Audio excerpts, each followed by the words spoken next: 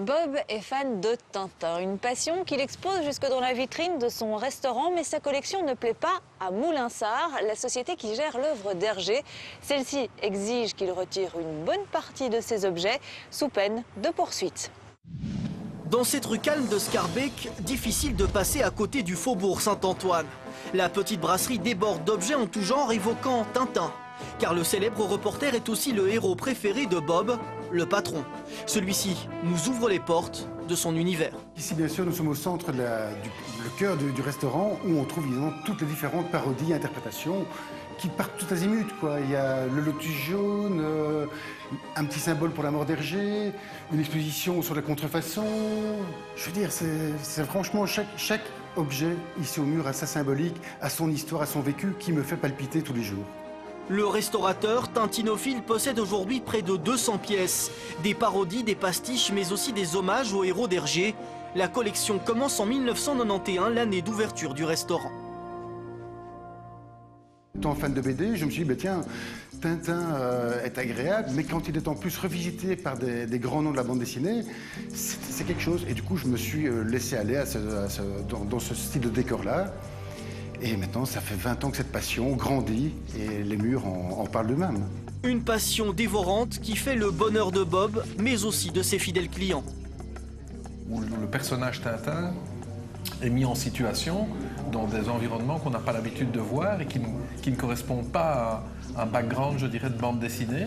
Et je trouve ça assez original, il y a un peu de tout. Sans cet univers, sans cette contextualisation, je pense que le restaurant perdrait une partie de son âme. Durant des années, Bob laisse libre cours à sa passion, mais l'été passé, le restaurateur reçoit un courrier de la société Moulinsart. Elle est titulaire des droits d'exploitation d'Hergé. Elle lui demande de retirer de son établissement 3/4 de sa collection. Pour Bob, c'est un coup de massue. Ça représente 20 ans de ma vie. C'est ce qui n'est pas rien. 20 ans d'une vie comme ça, où on vit dans un espace, où cet espace grandit. Et d'un seul coup, on veut me couper ça sous les pieds. Je me dis, c'est comme si on mettait un coup de poignard. La société Moulinsart gère l'œuvre d'Hergé d'une main de fer. Elle considère que la plupart des œuvres exposées dans la brasserie sont des contrefaçons. La société pointe notamment du doigt cette peinture, un autoportrait réalisé par un ami de Bob. D'après photo, il a réalisé un portrait magnifique de moi, j'en suis fier, et il m'a mis une petite houppe. Est-ce que maintenant la houppe devient interdite aussi? Est-ce que bientôt les gens ne pourront plus s'habiller comme ils le veulent, sous prétexte qu'il y a un plagiat par rapport à l'image de Tintin? Pour moi, la contrefaçon d'une œuvre, c'est la produire à l'identique et essayer d'en faire commerce, de la vendre en disant que c'est une œuvre originale. Or, ici, ce n'est pas du tout le cas. Malgré nos appels, la société Moulinsart n'a pas souhaité réagir. Nous nous adressons donc à un spécialiste pour comprendre son raisonnement. C'est vrai que l'on pourrait reprocher au restaurateur d'utiliser l'image d'Hergé à outrance, de manière à pouvoir détourner une partie, ou d'obtenir une partie de sa clientèle par le fait qu'il a un univers Tintin et que donc c'est grâce à cet univers Tintin que le restaurant est fréquenté. Dès lors, peut-on parler de contrefaçon ? Pas tout à fait, selon les spécialistes. Pour la moitié de la collection, il s'agirait plutôt de parasitisme, ce qui signifie que des éléments de l'œuvre originale d'Hergé ont été repris tels quels.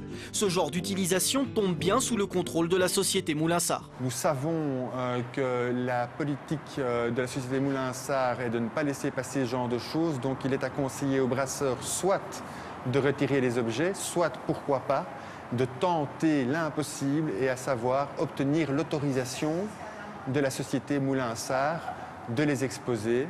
Et à ce moment-là, peut-être que la société Moulinsart prouvera que ce n'est pas par mercantilisme qu'ils agissent, mais simplement comme gardiens de la mémoire d'Hergé. La société Moulinsart n'en est pas à son coup d'essai. De nombreux tintinophiles reprochent aux héritiers d'Hergé d'avoir une gestion trop répressive de l'œuvre de l'artiste. Pourtant, cette gestion est conforme à la loi sur les droits d'auteur. Une loi que certains jugent aujourd'hui beaucoup trop stricte.